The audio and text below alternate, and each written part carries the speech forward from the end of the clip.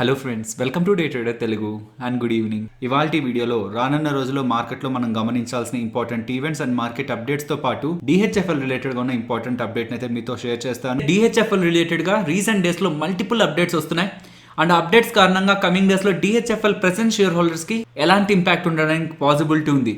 దీని రిలేటెడ్ గా ప్రీవియస్ గా ఉన్న రుచి సోయా అలాగే అలోక్ ఇండస్ట్రీస్ ఎగ్జాంపుల్స్ తీసుకుంటూ డిహెచ్ఎఫ్ఎల్ రిలేటెడ్ గా నెక్స్ట్ జరగబోయే ఈవెంట్స్ ఎలా ఉండడానికి పాసిబిలిటీ ఉందనేది డిస్కస్ చేసే ప్రయత్నం చేద్దాం.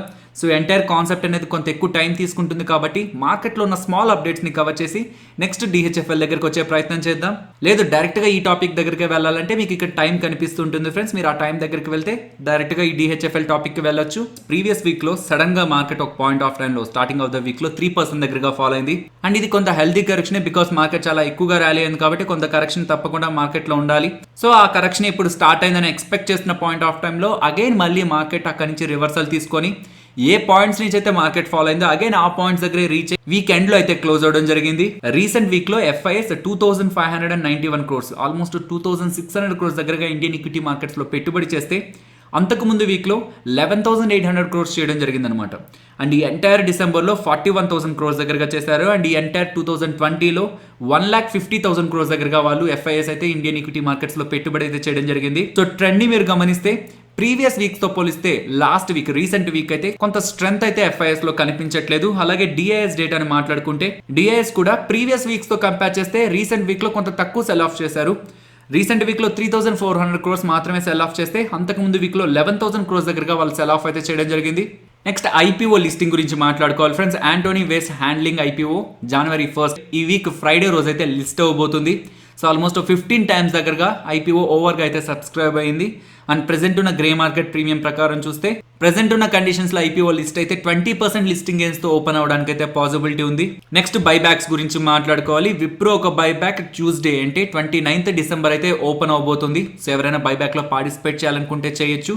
సో నేను మీకు ప్రీవియస్ గా కూడా చెప్పాను, వన్స్ బైబ్యాక్ ఓపెన్ అయిన తర్వాత మీ బైబ్యాక్ రిలేటెడ్గా ఉన్న క్వశ్చన్స్ని అండ్ ఎలా అప్లై చేయాలనే దాని రిలేటెడ్గా కూడా నేను డైలీ చేసే వీడియోస్లో అప్డేట్ చేస్తానని. సో December 29th ఓపెన్ అవుతున్న Wipro buyback January 11th close అయిపోతుంది and TCS buyback December 18th open అయింది.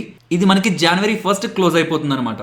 నెక్స్ట్ ఆటో సేల్స్ డేటా గురించి మాట్లాడుకోవాలి. ప్రెసెంట్ ఉన్న ఇన్వెంటరీ డేటా ప్రకారం చూస్తున్నా ఈసారి పోస్ట్ చేయబోయే సేల్స్ నెంబర్స్ లో కూడా ప్యాసింజర్ వెహికల్స్ అలాగే ట్రాక్టర్ మ్యానుఫ్యాక్చరర్స్ కి అడ్వాంటేజ్ అయితే కనిపిస్తుంది అండ్ టూ వీలర్ మ్యానుఫ్యాక్చరర్స్కి అయితే ఎక్స్పెక్టెడ్ కంటే కొంత బిలోలో అయితే రీసెంట్ టైమ్స్ నుంచి వాళ్ళ నెంబర్స్ అయితే పోస్ట్ చేస్తున్నారు. సిమిలర్ ట్రెండే ప్రెసెంట్ కూడా కంటిన్యూ అవడానికి పాసిబిలిటీ ఉంది. And finally commercial vehicle manufacturers గురించి మాట్లాడుకోవాలి. సో రీసెంట్ టైమ్స్ లో అశోక్ లీలాండ్ చూసిన టాటా మోటార్స్ ని చూసినా వాళ్ళు పోస్ట్ చేస్తున్న numbers year on year comparison లో బెటర్ గా లేకపోతున్నా మంత్ ఆన్ మంత్ కంపారిజన్ లో ప్రీవియస్ మంత్స్ నుంచి కూడా specially light commercial vehicle segment లో కొంత పికప్ అయితే కనిపిస్తుంది. ప్రీవియస్ మంత్స్ తో పోలిస్తే కమర్షియల్ వెహికల్ సెగ్మెంట్ లో కొంత గ్రోత్ కనిపించడానికి పాసిబిలిటీ ఉంటుందనేలాగా ప్రెసెంట్ అయితే డేటా మెయింటైన్ అవుతుంది. అరౌండ్ 30 రూపీస్ దగ్గరగా ట్రేడ్ అవుతున్న డిహెచ్ఎఫ్ఎల్ రిలేటెడ్ గా ఉన్న ఇంపార్టెంట్ అప్డేట్ ని మాట్లాడుకునే ప్రయత్నం చేద్దాం. సో ప్రెసెంట్ మనకి అరౌండ్ 30 రూపీస్ దగ్గర ట్రేడ్ అవుతుంది కానీ 2018 సెప్టెంబర్ ఆ పాయింట్ ఆఫ్ టైంలో చూస్తే 600 అబోవ్ దగ్గరగా స్టాక్ ప్రైస్ అయితే ట్రేడ్ అవుతుంది. సో స్టాక్ ప్రైస్ ఎందుకంటే 600 నుంచి ఆల్మోస్ట్ 8 రూపీస్ వరకు ఫాలో అయింది అన్న దానికి చాలా రీజన్స్ ఉన్నాయి. ఈ హౌసింగ్ ఫైనాన్స్ అలాగే ఎన్బిఎఫ్సి సెగ్మెంట్ లో వచ్చిన క్రైసిస్ అలాగే ఈ కంపెనీ యొక్క ప్రమోటర్స్ మీద వచ్చిన వేరియస్ అలిగేషన్స్ ఈ ఓవరాల్ నెగిటివ్ అప్డేట్స్ తో రేటింగ్ ఏజెన్సీస్ కూడా డిహెచ్ఎఫ్ఎల్ రిలేటెడ్ గా రేటింగ్ ని డౌన్ గ్రేడ్ చేయడంతో ఫైనలీ డిహెచ్ఎఫ్ఎల్ రిలేటెడ్ గా లిక్విడిటీ ఇష్యూస్ రైజ్ అవడం జరిగింది. అది వీళ్ళ బిజినెస్ ని అయితే నెగిటివ్ గా ఇంపాక్ట్ చేసింది. సో ప్రెసెంట్ డిహెచ్ఎఫ్ఎల్ 87,000 క్రోర్స్ దగ్గరగా అప్పులు చెల్లించాల్సి ఉందన్నమాట.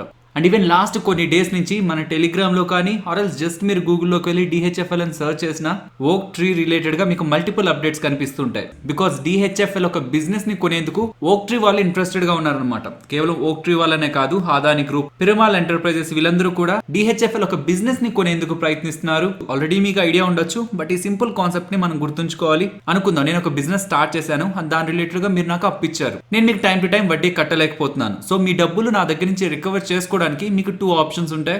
ఏ బిజినెస్ రిలేటెడ్గా అయితే మీరు నాకు అప్పిచ్చారో ఆ బిజినెస్కి సంబంధించిన అసెట్స్ ఏదైనా ఉంటే వాటిని సెల్ చేసి ఆస్తుల్ని సెల్ చేసి మీ డబ్బుల్ని రికవర్ చేసుకోవడం. ఒకవేళ దాని ద్వారా మీకు పెద్దగా అడ్వాంటేజ్ లేదు, నా అసెట్స్ని ఆస్తుల్ని సెల్ చేయడం ద్వారా మీకు పెద్దగా రికవర్ కావట్లేదు అనుకుంటే, ఒకవేళ నా బిజినెస్ రిలేటెడ్గా అంటే నా బిజినెస్ కొనడానికి ఇంకెవరైనా ఇంట్రెస్టెడ్గా ఉంటే సో ఆస్తులు అమ్మి దాని రిలేటెడ్గా వచ్చే డబ్బుల కంటే నా బిజినెస్ని వేరొకరు కొనుక్కుంటే వచ్చే డబ్బులే మీకు ఎక్కువగా వస్తుందని మీకు అనిపిస్తే నా బిజినెస్ రిలేటెడ్గా ఉన్న ఆస్తుల్ని సెల్ చేయకుండా నా ఎంటైర్ బిజినెస్ ని ఇంట్రెస్టెడ్ గా ఉన్న ఇంకొక పార్టీకి సెల్ చేసి తద్వారా కూడా మీ డబ్బుల్ని రికవర్ చేసుకునే ప్రయత్నం చేయొచ్చు. ఇప్పుడు డిహెచ్ఎఫ్ఎల్ రిలేటెడ్ గా జరుగుతున్నది సెకండ్ కేసు అనమాట. డిహెచ్ఎఫ్ఎల్ ఒక బాండ్స్ ఆ డిహెచ్ఎఫ్ఎల్ ఎవరైతే ఫిక్స్డ్ డిపాజిట్స్ చేసి అలాగే డిహెచ్ఎఫ్ఎల్ రిలేటెడ్ ఎవరైతే అప్పులు ఇచ్చున్నారో వాళ్ళ డబ్బులు రికవర్ చేసుకునేందుకు డిహెచ్ఎఫ్ఎల్ ఒక బిజినెస్ ని వేరొకరికి అమ్మేందుకు ప్రయత్నిస్తున్నారు. దాని రిలేటెడ్ గా ప్రెసెంట్ రిజల్యూషన్ అయితే తీసుకొస్తున్నారు అనమాట. ఈ రిజల్యూషన్ లో పాల్గొంటూ డిహెచ్ఎఫ్ఎల్ బిజినెస్ ని కొనుక్కునేందుకు ఓక్ tree, Piramal enterprises, Adani group వాళ్ళైతే పోటీ పడుతున్నారు. బట్ ప్రెసెంట్ ఉన్న అప్డేట్స్ ప్రకారం ఓక్ ట్రీ వాళ్ళైతే ఉన్న మిగతా ప్లేయర్స్ కంటే కూడా డిహెచ్ఎఫ్ఎల్ బిజినెస్ ని కొనుక్కునేందుకు కొంత ఎక్కువ డబ్బులు పే చేస్తున్నారని అయితే అప్డేట్స్ వస్తున్నాయి. ఓకే, ఇందులో పెద్ద అప్డేటే ఉంది, ఇది జస్ట్ ఒక న్యూస్ అప్డేటే కదా. ఇందులో ఇంపార్టెంట్ థింగ్ ఏంటి మనం నేర్చుకోవడానికి అంటే, సో ప్రీవియస్గా జరిగిన కొన్ని రిజల్యూషన్స్ని మీరు గమనించండి. రుచి సోయా కానీ అలోక్ ఇండస్ట్రీస్ కానీ.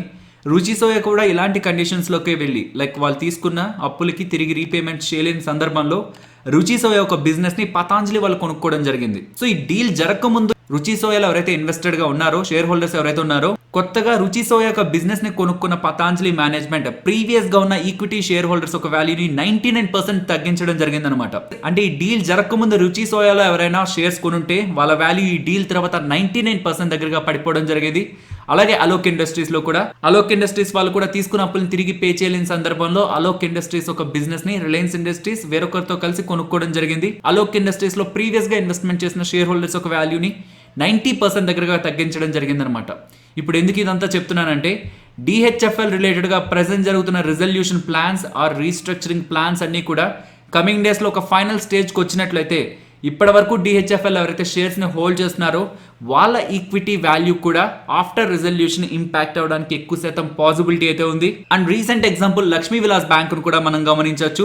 లక్ష్మీ విలాస్ బ్యాంక్ కూడా చాలా క్రిటికల్ కండిషన్స్ లో ఉన్నప్పుడు ఆర్బీఐ వాళ్ళు Lakshmi Vilas bank DBS bank తో అయితే మెర్జర్ అయితే చేయడం జరిగింది. సో లక్ష్మీ విలాస్ బ్యాంక్ లో డిపాజిట్ చేసిన వాళ్ళకైతే ఏం కాలేదు, but Lakshmi Vilas bank shares కొన్న వాళ్ళకి అది ఇంపాక్ట్ చూపించింది. Present Lakshmi Vilas bank shares stock market లో అయితే లిస్ట్ అయ్యలేవు. దాని రిలేటెడ్ గా ప్రెసెంట్ కోర్టులో కూడా ఒక కేసు అయితే రన్ అవుతుంది.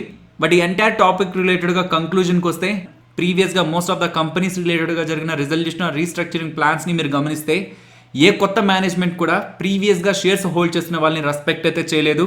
వాళ్ళ వాల్యూని 90% అబోవ్ 90% దగ్గరగా తగ్గించడం, లేదంటే వాళ్ళ ఎంటైర్ ఈక్విటీ వాల్యూని రైట్ ఆఫ్ చేయడమే చేశారు. కాబట్టి సో ప్రెసెంట్ 30 దగ్గర ట్రేడ్ అవుతుంది. సో కమింగ్ డేస్ లో ఏదైనా upper circuits are lower circuits ఎటువంటి చేంజెస్ స్టాక్ లో కనిపిస్తున్నా ఇందులో నుంచి ఏదైనా మంచి రిటర్న్ జనరేట్ చేయించేవని మాత్రం ఈ స్టాక్ లో అయితే ఇన్వాల్వ్ అవ్వకండి.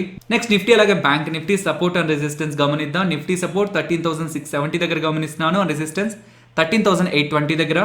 And bank Nifty support 29,940 and resistance 30,870. And next Nifty option చైన్ని గమనించే ప్రయత్నం చేద్దాం. ప్రెసెంట్ మీరు చూస్తున్నది 31 December monthly expiry contract data. So next week లో మార్కెట్ ఏ రేంజ్ బిట్వీన్ లో ట్రేడ్ అవడానికి పాసిబిలిటీ ఉంటుందనే డేటాని మీరు గమనిస్తే, ప్రెసెంట్ ఉన్న లెవెల్స్ నుంచి టాప్ సైడ్ కి వెళ్తుంటే 14,000 లెవెల్ దగ్గర ఇంట్రాడేలో అంటే లాస్ట్ ట్రేడింగ్ సెషన్ లో ఆల్మోస్ట్ 10 lakh, ఓవరాల్ గా 40 lakh దగ్గరగా ఓపెన్ ఇంట్రెస్ట్ ఓఐ డేటా అనేది 14,000 లెవెల్ దగ్గర ఫామ్ అయింది. కాబట్టి ప్రెసెంట్ ఉన్న లెవెల్స్ నుంచి మార్కెట్ టాప్ సైడ్కి వెళ్ళే ప్రయత్నం చేస్తే 14,000 లెవెల్ అనేది ఒక ఇంపార్టెంట్ రెసిస్టెన్స్గా అయితే యాక్ట్ అవుతుంది.